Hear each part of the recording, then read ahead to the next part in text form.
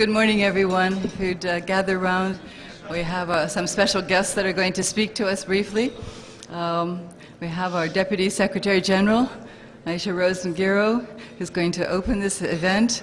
We have President Abbas, His Excellency, who's going to speak to us. And we have our very special guest of honor, Queen Rania of Jordan. But before we do all of these speeches, I'd like you to look this way and see a rather special event and a rather special poster that's going to be unveiled.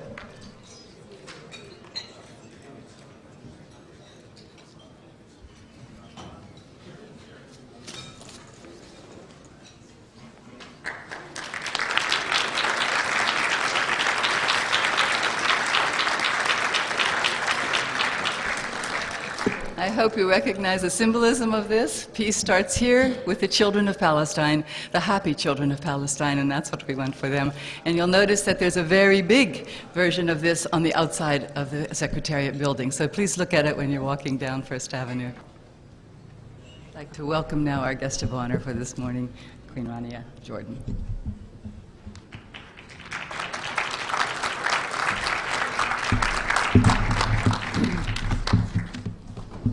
Thank you, Karen. You know, this is one event I wish I wasn't at. I wish there was no need for UNRWA. I wish there was no anniversary to mark. And I wish there were not 4.6 million Palestinian refugees in need of humanitarian aid. But you and I know the reality is very different. Theirs is a life interrupted, a life half-lived. Hours wasted at checkpoints, another workday lost, another paycheck cancelled. Worried about what the family will eat, weighing up how far food will stretch, praying for an aid parcel. Wanting your children to go to school, afraid of the dangers they face, frustrated at the lack of teachers and textbooks.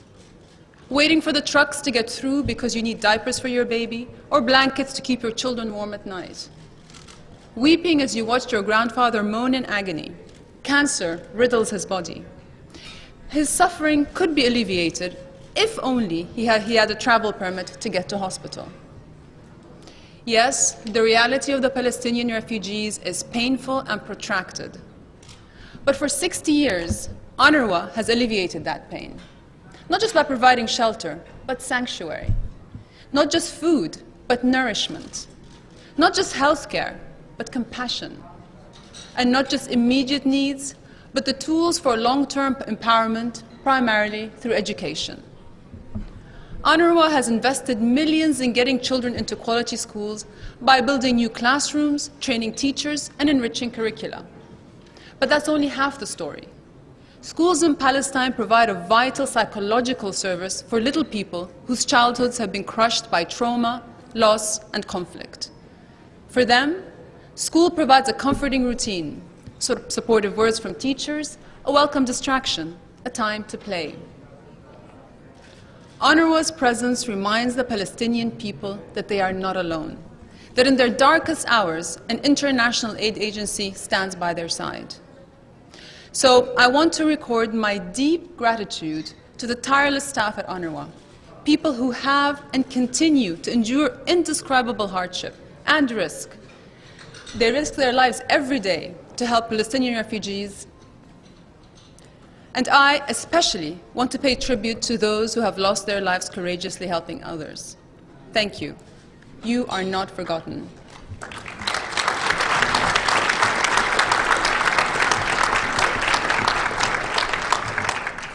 Ironic, isn't it, to remember the dead when so many have forgotten the living? Gaza. Over 3,500 homes still not rebuilt. Almost 53,000 homes damaged. 4,000 shelters falling apart. Countless factories destroyed. Infrastructure fractured.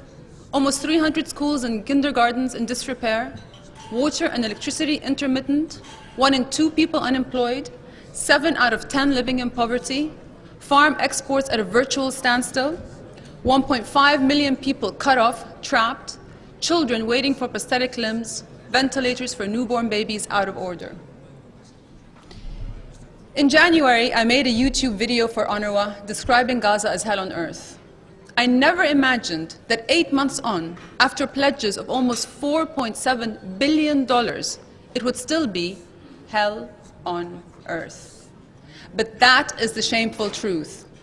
Not one penny of the billions pledged for reconstruction has reached Gaza. A ban on the entry of building materials means reconstruction has not even started. And right now, it's Eid al-Fitr, the holiday Muslims celebrate after Ramadan, traditionally a festive time when families eat meat and parents give their children gifts. There is nothing to celebrate in Gaza today. There is no money for meat or gifts. And now, the agency that is the lifeline for Palestinian refugees in Gaza, the West Bank, Jordan, Syria, and Lebanon, is once more on the verge of financial collapse. If we let UNRWA collapse, it will be the youngest that bear the greatest weight. If we let UNRWA collapse, we risk fueling frustrations, losing focus for peace talks, and destabilizing our entire region. There is so much at stake. All of us depend on UNRWA. To the global community, to the Arab world, I say, your assistance is needed now more than ever. For 4.6 million people, UNRWA is not a choice or an option. It is not a whim or a luxury. UNRWA is a way of life. It is a way of living. Please remember the living. Please help UNRWA. Thank you.